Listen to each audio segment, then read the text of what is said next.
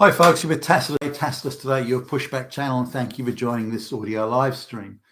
Listen to this live stream as you would a radio broadcast. In this essay, I'd like to talk about the indictments, or the yet one more indictment of President Trump in Georgia, in the state of Georgia, and in one of the counties in Georgia, Fulton County, in the United States. Now, I wasn't going to do this because so many people are covering it. I thought, well, there's not a whole lot I can really add, but I looked at a number of the globalist controlled media outlets last night in Australia, or last night Australian time, and I was sickened by the gloating and the flagrant misreporting of the facts, and the characterization of the case. So the amount of prejudice was staggering. The approach, I'm thinking of one now where they had a supposed legal expert brought on to a panel of rabid Trump haters, and they approached it sort of like this. It's ideological. Firstly, Trump did it. He's guilty. Why are you even bothering with a court case? He did it. He's bad. He tried to overturn the election, and that incredible candidate, Joe Biden, won. He won convincingly, and Trump got beaten by a better candidate, just a candidate that didn't do any campaigning and hid in a cellar for the whole thing. Anyway, and Trump tried to overturn the election. He was beaten to a pulp, and he tried to overturn that election illegally, just like Hitler. And he's got to go to prison for that, the fucking Nazi. And the prejudice was insane. And, shouldn't we wait for the evidence? We don't need evidence. Just lock the motherfucker up. And that was the attitude really across the board. And they're pretending to be sober. Oh, we're in uncharted waters here. We've never before had a president who's tried to overturn a legal election, a completely and totally fair election, trying to overturn it, trying to do no. So that's the characterization in the globalist controlled media, and they're salivating over this. And you almost got the impression they had the whole thing scripted out even before the indictment was formally announced. So they seem to be sort of remarkably well prepared with guests, and the guests had very prepared speeches, and their talking points were carefully coordinated. And one media outlet, even though they're owned by different people, was talking pretty much the same talking points as another. So I think the talking points had, globalist propaganda central. They'd circulated the talking points they wanted raised and reinforced, and that's what we were listening to. Really, there wasn't any sort of independent analysis. The facts were brazenly ignored, and the talking point, the propaganda narrative talking points, were what was pushed out there. But I just want to have a look at the thing generally now. Let's have a look at the DA, this Fannie Willis in Georgia. Now, she's from her parents were both serious activists. Her father was a Black Panther, and she lived with, the parents were divorced. She lived with, for what looks like the most part of her life, with the father and his Black Panther activism. Now, if you want to sort of just look at the Black Panther activism, it's very strident. It's the blacks are an oppressed people by evil whitey, and the cops are all fascist, racist Nazis. The blacks are all blameless victims that never commit any crimes but are unfairly targeted by the police, even though a black person would never ever commit any crime of any sort. If a black person does commit a crime, it's only because the white people made them do it, and so on. So very, very radical sort of stuff. And if you have a look at some of the online material covering the Black Panthers of the 60s through into the 70s, 80s, and so on. So very, very radical, very Marxist. Clearly, they've been infiltrated by Marxist activists, given the sort of societal prescriptions and so on that they have. For example, if you have a total communist society where everyone's equal, then that's good for black people. So why not? So very Marxist in that sense. Now, Fanny again is exposed to all this activism, and she could not be.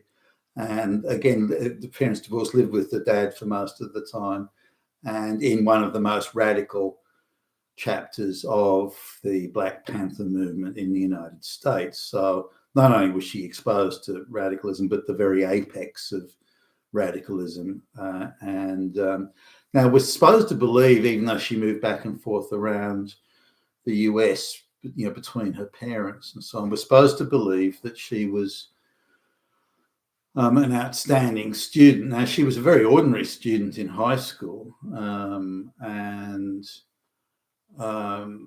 somehow she managed to get into university and become the top student in law, which seems very unlikely, given what an ordinary student she was in high school or junior high school. So she, and then goes on to have like a fucking PhD. So now maybe she does have a PhD, but I would think that's very much an affirmative action PhD. If you listen to the way Fanny talks at interviews and the facial expressions and the attitudes and so on, we're talking about I've interviewed a lot of black people for jobs and so on. And I would, if that was her behavior at an interview, I'd rate her at the bottom end of the scale of potential candidates. And we're not talking a genius here. So the likelihood of her getting a PhD or coming anywhere near the top of the class in law or peace studies or lesbian dance studies or black studies or something, the chances of her coming to are about zero. And the way she thinks things through and structures sentences and puts together, justifications on certainly on the interviews that I've seen her on, then she's not a bright person, far from it. She could be a puppet controlled by others, that's very plausible. But that she's acting independently, from her own brain power, there's about a zero chance of that, in my view. So let's have a look at the what led her to. She's in the DA position now in January 2021. So this is clearly when the Democrats, controlled by the Globes, were putting together their plan to hatch the January 6th and do a whole lot of things. That's when Fanny was installed, and it was installed. I don't think it was any legitimate vote or competition there. Fanny was installed as the DA of Fulton County. So this is the globalists thinking ahead. I think they planned the January 6th thing quite a way in advance. So I think there's gone into a lot of planning here. I think all these indictments we're seeing now were actually planned some time ago, or the baseline planning was done that if Trump decides to run again, this is what we'll do to harass him and fuck him up. So I think these plans. So I think Fanny was installed to do the work that she's doing now. I think it was always on the radar, and it was always a plan to do something.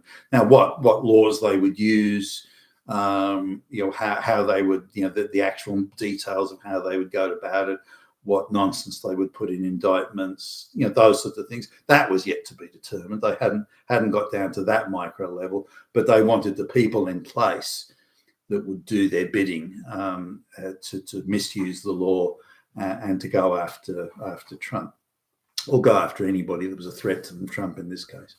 So I wonder if the threat to put this infrastructure in place was used to threaten Raffensperger. Not really sure. It's possible. How Raffensperger was brought into the globalist camp to clearly go against Trump in every way he could, then I don't know how that was achieved. So there was just too much going on in Georgia that suggests that the globalists were working in a number of areas to ensure that they had the control of the levers of power to be able to do the things that they did then, in the election time, and also now with this Fannie Willis thing. So I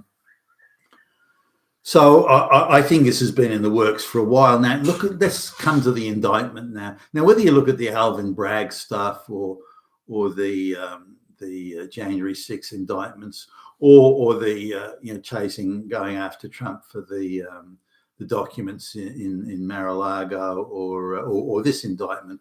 If you go through the indictment, it looks like it's something that's been done by first-year law students, or ordinary, an average first-year law student. Now, for someone such as myself, who's prepared a number of court documents in various areas of law, but particularly sort of business contract law, things like that, I know the standard of evidence you have to take into court, and the quality of the and how you have to back it up with evidence. And I appreciate the indictments are just through a grand jury, which is a lower level of proof, but those documents that they posted have to be looked at by a judge. So they have to have some sort of evidence and some sort of factual substance to them. What's remarkable about the indictments, again, not just these ones in Fulton County, Georgia, but the Alvin Bragg ones and other ones in activist New York and that sort of stuff, is their lack of factual evidence. It just isn't there, and it's sloppily put together, complete with spelling mistakes and the whole 9 yards. So if I looked at that, someone presented that to me, and I'd ask, are you going to court with this? Is this the document you're going to file? Well, that's not good enough. You have to go back. I want to see some real evidence here. It's not just sort of vague relationships between somebody drank a glass of water, because they were thirsty on a hot day, and because Hitler drank water, that means this person is Hitler, and therefore they should be taken back. What are you talking about? That's not evidence. So the use of co-relationships between an act and an intention and a purpose is what this indictment uses. We know that Billy Bob made a phone call on this day to his wife, and that means that he used the telecommunication system, which was also used to rig the election. I said, well, wait a minute, what's this got? What's A got to do with B? There's no relationship here. Oh, but no, it's not evidence. You're drawing this vague, vast co-relationship between two events that have nothing to do with each other and claiming that's evidence or some sort of indication of intent or purpose. That's bullshit. So this is the standard that they're using. And this is the lowest of the lowest of the lowest standard. So this shows, and this demonstrates the activism and so on, that they're able to act with the lowest burden of proof, the lowest of the lowest burden of proof. But the burden of proof, thus, given the low burden they have to meet, the burden of proof is thus reversed. We can say that you walked to you went to the grocery store on Sunday, and that means you were trying to intimidate such and such. What? Yeah. But we say that, and we're allowed to meet that low burden of proof. You have to prove that you're going to the grocery store was not an attempt to intimidate. How do I prove that? And given that the grocery store thing had nothing to do with intimidation anyway, hey, that's your problem, motherfucker. So this is the architecture, and also demonstrating, of course, they're ideologically out to get Trump. They're not out to get him with the law, because the law won't stack up. So they had to get him ideologically. What do I mean by ideologically? Well, let's look at where ideological law kicked off in the modern era. First kicked off. It kicked off in the divorce courts. That's where it started. So ideologically, she is the victim. Ideologically, he is the oppressor. So that they go into court. The court case begins with that level of prejudice. Because she's the victim, she only has to meet a very low burden of proof. He is the oppressor, must meet a very high burden of proof. So straight away, the prejudice that's built into the process is such that it's unwinnable for one party. One party will win 99.9% of the time, given that prejudice. But that's considered, well, no, that's not. There's nothing wrong with that, because he is the oppressor. He is the Nazi. He is Hitler. So ideologically, even if he's not guilty by the evidence, he's ideologically guilty. So it doesn't matter what the evidence is. And this was something that came across in the media media frenzy that I saw last night was, well, it kind of doesn't matter whether Trump did these things. It doesn't matter whether he actually did the things they say. That's kind of not really relevant. Ideologically, we know he's bad. So anything we can use to get him on, be it true or not, be it factual or not, be it real or not, it doesn't matter. We're allowed to do that because we're going after Hitler. So we're allowed to do whatever we want. We can overturn any law, discard any law, fabricate any evidence, make any assertion we want, because in the end, we're getting Hitler. So it's okay. We're allowed to do that. But isn't that what Hitler did, overturning the laws and so on and so on? Yeah, but it's okay when we do it.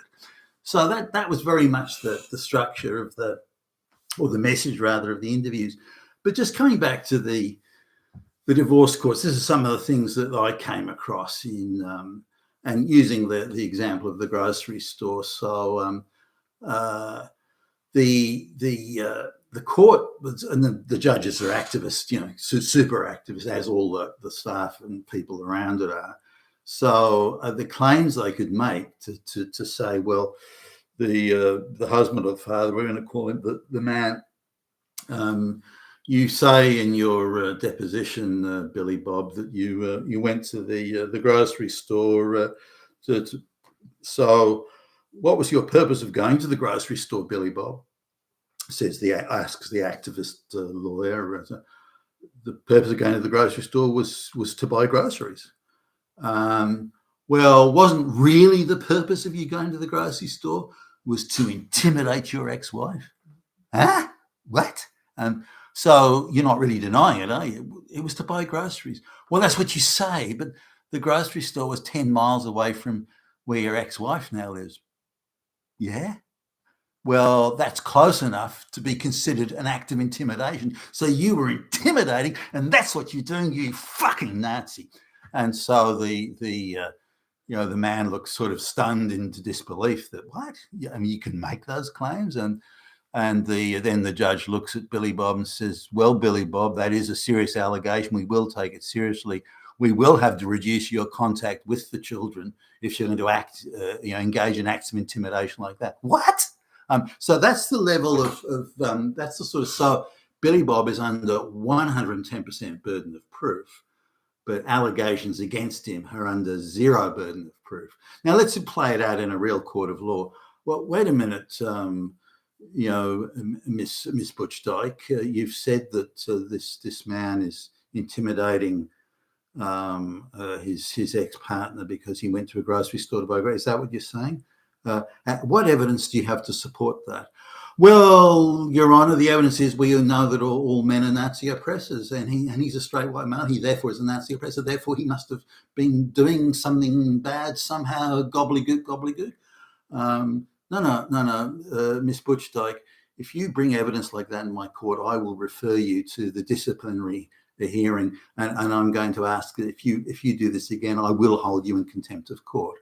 Oh, yes, Your Honour. Actually, I have no evidence on that point. I just thought I'd ideologically bullshit my way through the process, and I was hoping that the judge, he would be activist enough to accept it, and then we could use that as a blunt instrument to beat the guy over the head with. But now that you've said I actually have to adhere to the law and evidence and facts, I can't do that ideological shit anymore. So I'm going to have to back off. And actually, we've got nothing against Billy Bob at all.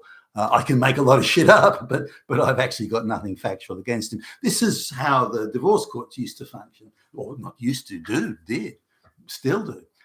And it's ideological law, so coming in with the prejudice. Now, this was the attitude, again, from the activist journalists or pretend journalists that were covering it. The activist view was that the prejudice against Trump is quite acceptable. It's how things must be, because ideologically he's the bad guy. The people are out to get him. I mean, she's black and female, for Christ's sake, so she's got to be ideologically good. People out to get him are ideologically good. Therefore, ideologically, he's guilty. We don't need evidence. We don't need facts. We don't need any of those things. And that's very much the attitude now. I've gone through the indictment. This is the Fulton County one. I've gone through the indictments.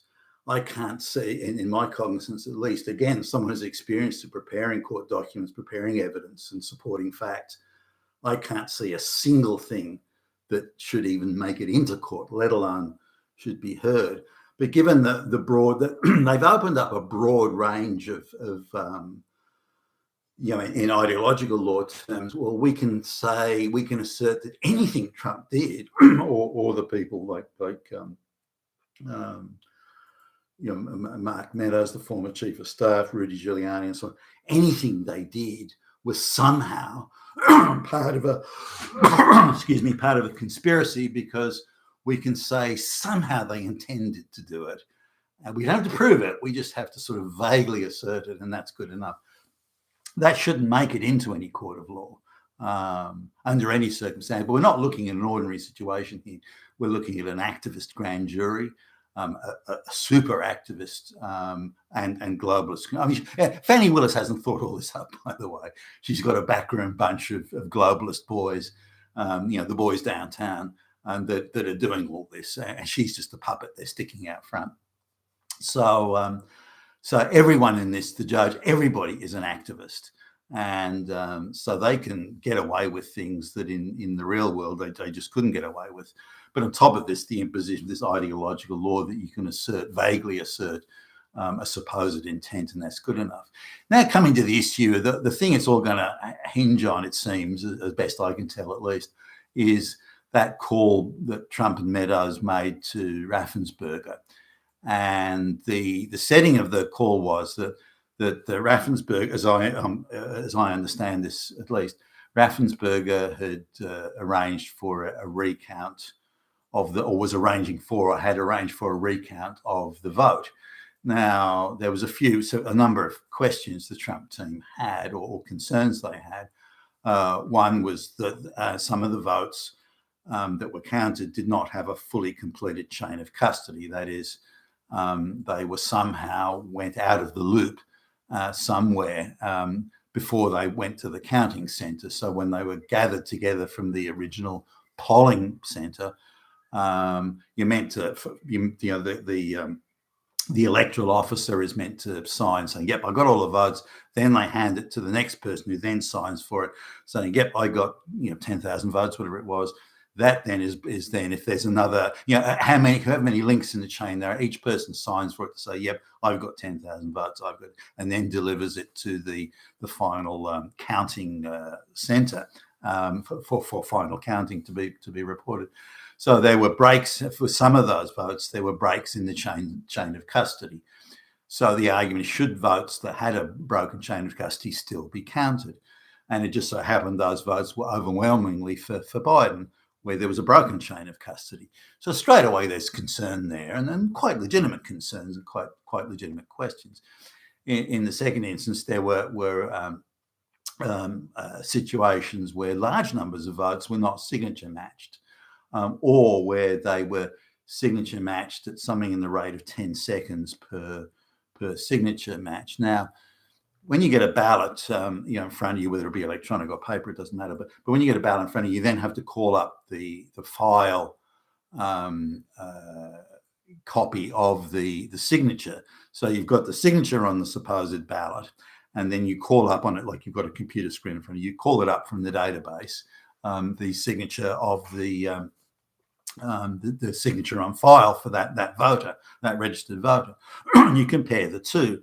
And if they're not, pretty obviously the same vote, of the same signature, you disqualify that vote. Now, if you look at the amount of votes that were supposedly scrutinised, many of them were not scrutinised. Secondly, the ones that were scrutinised in an incredibly short space of time. Now, when you're calling up stuff from a large database where there's a lot of people on the computer system, it doesn't come up. So you can't look at a ballot, look at that, then type in the name of the person and the address, and and that comes up, and you do the match, and the whole thing happens in 10 to 15 seconds. It doesn't happen that quick. It would take much longer than that. I'd be surprised if it took anything less than 45 to 60 seconds to do each ballot. Now, that is a labor-intensive job. I get that. Maybe these people are under pressure. Hey, you've got to get through 10,000 votes today each, and that's how it. And so they just rushed it and didn't bother to. But again, the point is, wherever the system broke down, the votes were overwhelmingly for Biden. Whenever the system broke down, whether the signature matching chain of custody and so on, they were all heavily for Biden. Only in the areas where they were counted and scrutinized, they were in favor of Trump. In the areas where it broke down, they were heavily, not just a little bit, but heavily in favor of Biden. Now that would be any Secretary of State in any or any electoral officer would be vitally concerned about that, and would go back and do forensic level auditing, even if you just spot checked first off to confirm your concerns there was some sort of impropriety, and then would do a full forensic audit. But and then the third thing was there were a few addresses, at least two to my knowledge, that had thousands of voters registered at one address. Again, the votes overwhelmingly for Biden. This was an area. So when Trump was saying you need to, it's pretty close here. I think Trump won Georgia in a landslide, in my view. That's my view. When I say a landslide, well over 100,000 votes.